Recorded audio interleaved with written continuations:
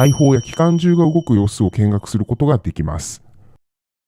どうも、エースです。今回なんですが、自衛隊の地域交流というテーマでお話しします。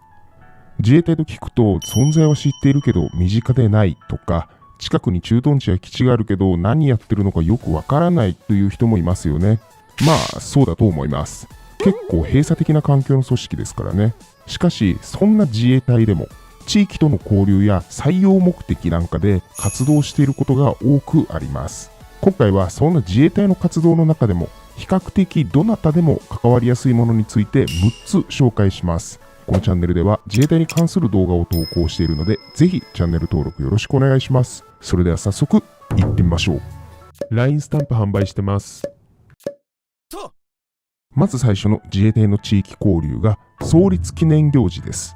自衛隊の各駐屯地、基地では毎年創立記念日というものが設定されています。これは駐屯地や基地ができた日に合わせてあり、学校や会社の創立記念と似たようなものですね。で、駐屯地、基地にはよるのですが、毎年創立記念行事というものをやるところもあります。この創立記念行事では、駐屯地、基地の一般開放が行われ、民間の方でも入場することができます。行事の内容については、観閲式、模擬戦闘や格闘、災害派遣などの訓練展示、自衛隊で使っている装備品の展示、戦車や装甲車などの体験試乗などもあり、普段見れない自衛隊の様子を見ることができます。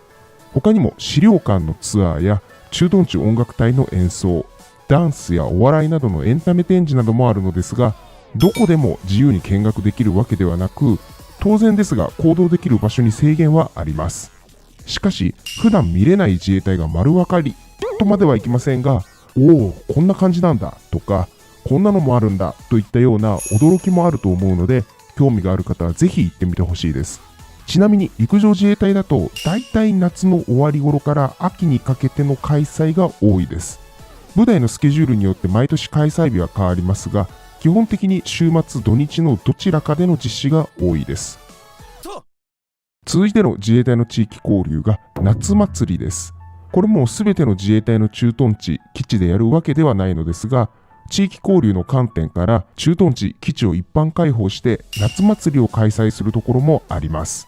時期は夏季休暇前が多く、7月の終わりから8月頭頃といった感じです。で、この夏祭りでもいろいろな催し物があり、盆踊り、音楽隊の演奏、屋台の出店や花火が上がったりなどもあります。屋台については地域のお店からの出店や各部隊からお店を出したりしていて、結構気合入った感じになっています。私が所属していた部隊だとフライドポテトとか売ってましたね。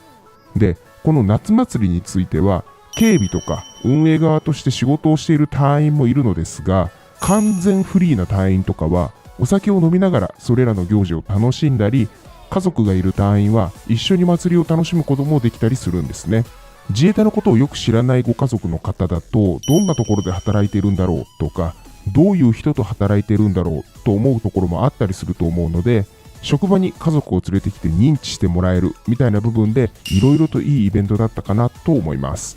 ただ、若い独身自衛官はやや注意が必要で、地元の祭り乗りでナンパにチャレンジしようとする隊員がいたりするんですね。で、自衛隊の夏祭りに来ている人たちというのは、何かしら自衛官と関わりがある方が多かったりもして、いざ声をかけたら先輩の彼女だったとかそういうのもあるんですね。で、後から呼び出されたり。なので、駐屯地の祭りでナンパしたら地雷踏むぞなんてのはよく言われてました。続いての自衛隊の地域交流が船の一般公開です。これは海上自衛隊のイベントになるのですが、護衛艦や潜水艦、補給艦などの一般公開があります。この一般公開では実際に甲板に上がったり、艦内を見学したり、大砲や機関銃が動く様子を見学することができます。また、岸壁では陸空自衛隊の装備品展示も合わせてあったりもして、それなりに楽しめるイベントになっていますね。中には見学に事前申請が必要なイベントもあったりするので、詳細はそれぞれのイベントで確認が必要なのですが、普段見れない海上自衛隊の船は迫力もすごいですし、非日常が感じられると思います。ちなみにイベントではなかったのですが、私は一度だけ海自の潜水艦を見たことがあるんですが、想像の10倍くらい大きくてマジでびっくりしました。続いての自衛隊の地域交流が航空祭です。こちらは航空自衛隊のイベントですね。結構ファンも多いかと思います。このイベントでは航空自衛隊のいろいろな航空機が見れるほか、ブルーインパルスによる航空ショーもあり、もうなんかすごい人が押しかけます。私は航空祭への参加はないのですが、戦闘機を見る機会はそこそこあり、ブルーインパルスが練習しているところも見たことがあるんですが、めちゃくちゃかっこいいです。というか、すごすぎて言葉にならないくらいです。あの轟音でものすごいスピードの物体に人が乗っているっていうのがやばいですよね。また、ブルーインパルスについては、自衛隊の航空祭以外でも、在日米軍基地のフレンドシップデーとかでもショーをやっています。航空祭の時期になると、観光バスやホテルが予約でいっぱいになったりするくらい、人気の自衛隊イベントの一つなんですよね。あと、こちらについても装備品展示があったりします。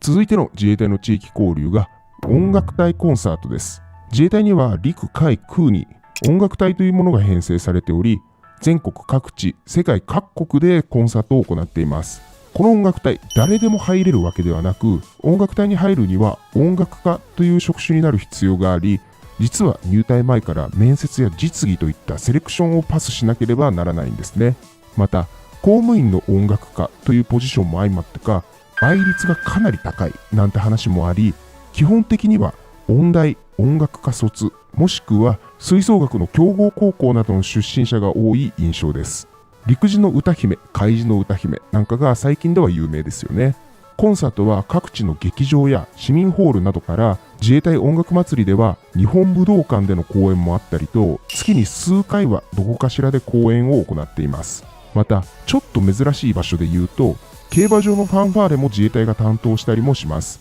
直近だと11月25日のジャパンカップは中央音楽隊が担当みたいです。ちなみに各駐屯地にも音楽隊というのは編成されているのですが、こちらは音楽家の音楽隊とは違い、各部隊から楽器経験者や未経験者を集めて編成されているものなので、音楽家の隊員とは違います。が、この駐屯地音楽隊も時々地域のホールでコンサートをしたりすることもあるんですね。いずれにせよ音楽隊の演奏は有名楽曲のコピーやアレンジをはじめ、自衛隊特有の楽曲の演奏もあったりするので、とても面白いと思います。続いての自衛隊の地域交流が地域イベントへの参加です。すごくざっくりとした内容なんですが、自衛隊では先ほどまでに説明したイベントの他に、地域で開催されるイベントの出し物として派遣されたりすることもあります。例えば、市区町村の防災イベントとして、警察や消防などと並んで災害派遣で使う装備品展示を行ったり、他には地域のお祭りへの参加などもあり、自衛隊チームを編成して、みこしを担いだりなどして参加することもあります。私が所属していた部隊は、毎年災害区域担当の祭りに参加するようになっていて、バカでかいみこしを担ぐ行事があったのですが、練習が足りなくて全然担げなかったら、おい、自衛隊そんなんで守れるんかとか、ヤジや怒号が飛んできたり、うまく担げれば、今年の自衛隊は強い、安心だみたいなアナウンスが流れたりして、結構面白かったです。うまく担げた時は、地域の人たちも喜んでくれたりするので、楽しかったですね。そんな感じで、そんなに頻繁にではないのですが、年に数回は地域交流の一環として、いろいろなイベントに参加することもあります。自衛隊では1年を通していろいろな地域交流イベントがあります。すべてのイベントではないのですが、一応自衛隊の方からスケジュールが出てたりもするので、概要欄にリンクを貼っているので、興味がある方はぜひチェックしてみてください。他にもこんなイベントは楽しかったよっていうのがあれば、ぜひコメント欄で共有してくれると嬉しいです。それでは本日はこれにて実況終了です。